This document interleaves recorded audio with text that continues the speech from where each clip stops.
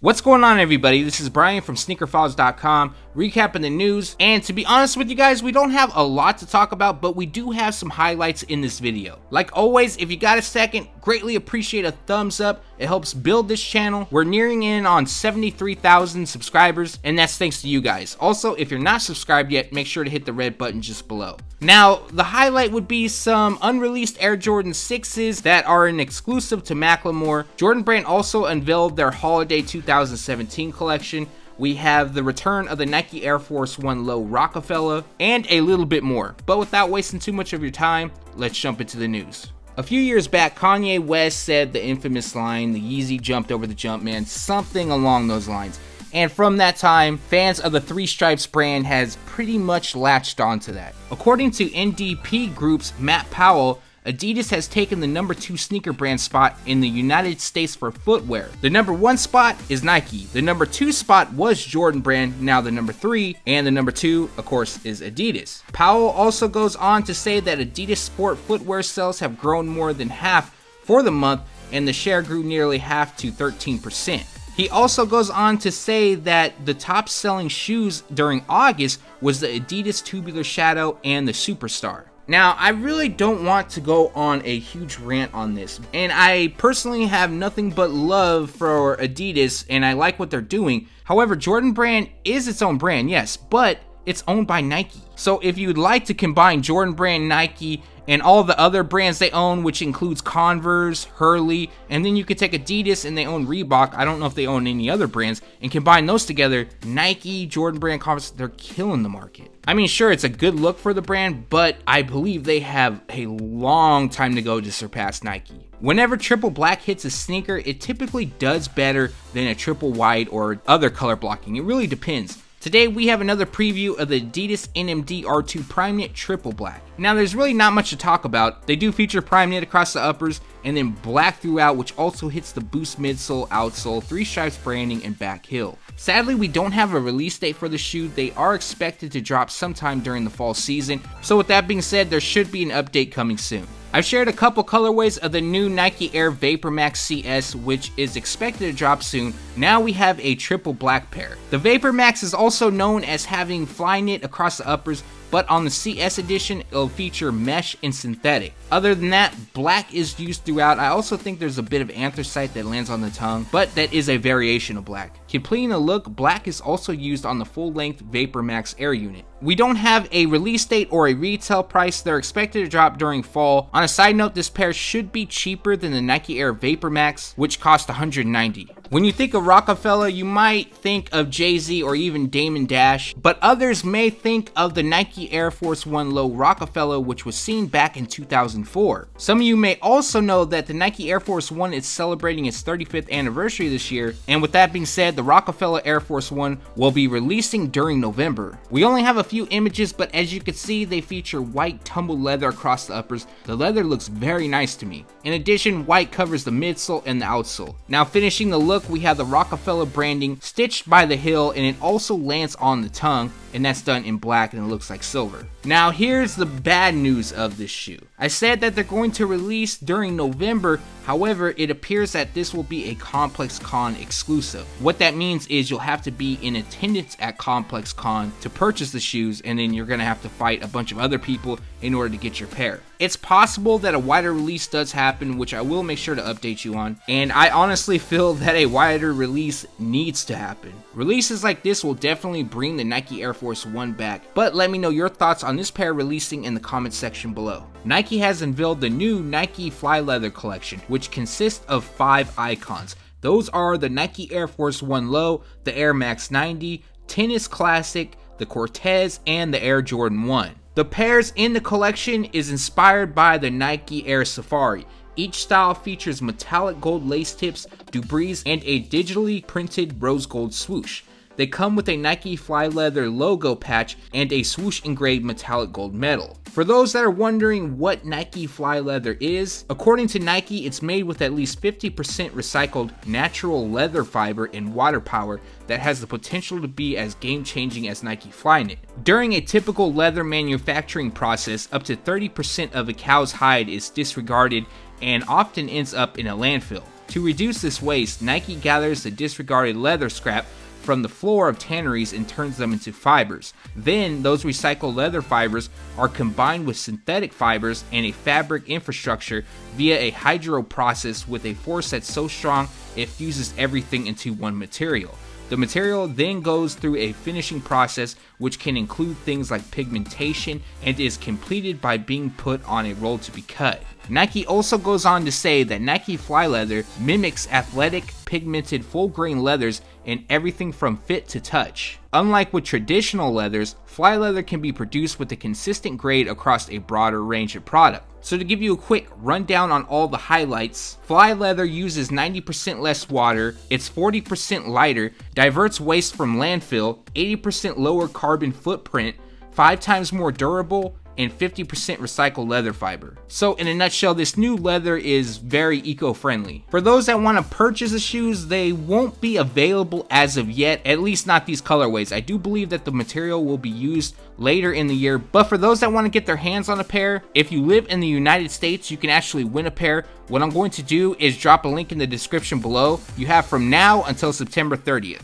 Also, the whole collection will be on display during Climate Week NYC 2017. Starting things off from Jordan Brand, we have a few exclusive unreleased Air Jordan 6s that was created for rapper Macklemore. Now, I'm not sure what happened to that guy. Like, for a minute, he was actually like dropping a lot of songs, but that's not the point. Recently, he sat down with Joe LaPuma of Complex to show his sneaker closet. We got a preview of these two Air Jordan 6s. They both look very, very premium, but the first one features a navy upper and it's accented with a very light pink, and a translucent outsole completes the look.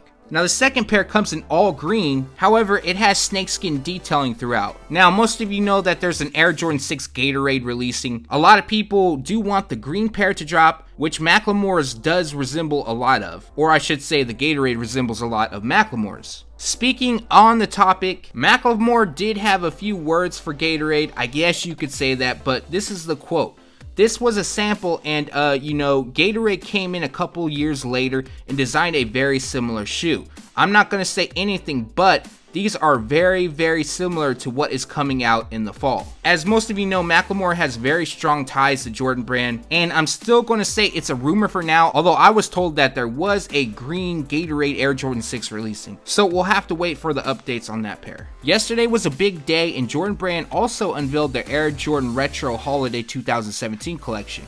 Now, shown isn't the full collection. We know that we have a bunch of other shoes coming out that also includes the Air Jordan 11, but at this point in time, this is what they wanted to highlight. Shown is the Air Jordan 1 Flyknit Royal, the Air Jordan 12 Dark Gray, the Air Jordan 12 Bordeaux, the Air Jordan 13 Altitude, and the Air Jordan Week collection, which includes the Air Jordan 1, Air Jordan 6, and the Air Jordan 13. Now we're going to go over each shoe. I'll give you the release date and the retail price, and let's see what Nike has to say about each. The Air Jordan 1 and Nike Flyknit technology both share a place in sport, fashion, and sneaker history. Released nearly 3 decades apart, the shoe and technology defied the status quo and transformed the way the world views and wears sneakers. This season, the Air Jordan 1 High Flyknit gets its second iconic colorway, Royal and Black. So, as you can see, it's the Royal Air Jordan 1 Flyknit, and these will actually drop on October 7th, and the retail price will be $180. Taking inspiration from Bordeaux, France's rich winemaking tradition,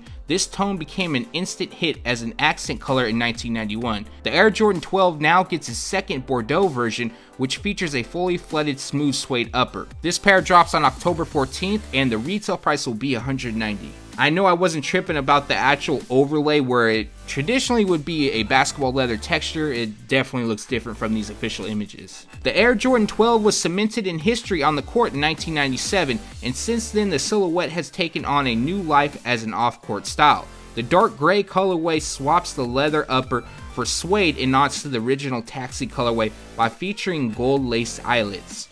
Now this is a slap in the face for anybody that is interested in grabbing the Taxi, and I know I've been getting a lot of comments. I was going to do a separate video, but if you're listening so far, it looks like the Taxi has been scrapped. I have yet to see or hear of anything. It is not showing up on product sheets, and recently a good friend of mine was at the Jordan Brand showcasing. He didn't see anything. Now, the only chance they do release is if the Taxi is a quick strike, so in that case they won't show up till really close to the date. But as for the Air Jordan 12 Dark Gray, they drop on November 18th and the retail price will be $190. The Black Altitude 13 is a style that reached legendary status off the court almost immediately after its 2005 debut. Now the colorway returns this season in its truest form, complete with an OG leather upper. For the return, they drop on November 24th, which is Black Friday. Remember, dates could be pushed around also, and the retail price will be $190. The Air Jordan 1, Air Jordan 6, and Air Jordan 13 have all been recreated with winter-inspired colorways, Golden Harvest and Elemental Gold. While the colors are synonymous with the winter elements, the soft suede materials calmly contrast those with understand style. First up, we have the Air Jordan 6 Wheat, which will drop on November 22nd. The retail price is $190. We've also seen a handful of images of the shoes, so we don't really need to go over it that much.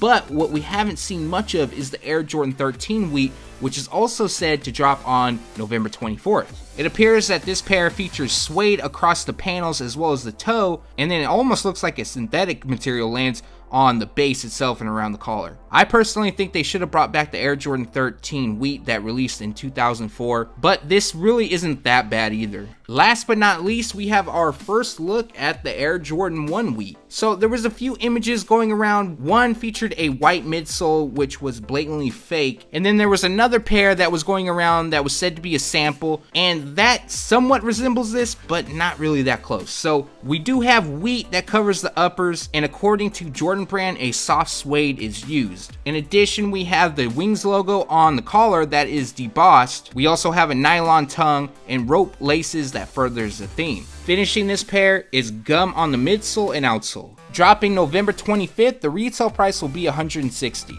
And that recaps the news. Like always, we post it first on sneakerfiles.com and then we take it to YouTube. So what I'm feeling from this video, I would take any pair of Macklemore's exclusive Air Jordan 6s. The Adidas NMD R2 Triple Black, it's decent, it's not bad. From the Nike Fly Leather collection, I like the Air Jordan 1, it's decent. But more importantly, I like what they're doing. They're trying to step outside of the box. I feel like Nike should direct their innovations towards comfort. I know they have, but in my opinion, they have yet to come up with something that would be a boost killer or even that of the same caliber. I also like the Air Force 1 Low Rockefeller, but more than likely I'm not going to get those.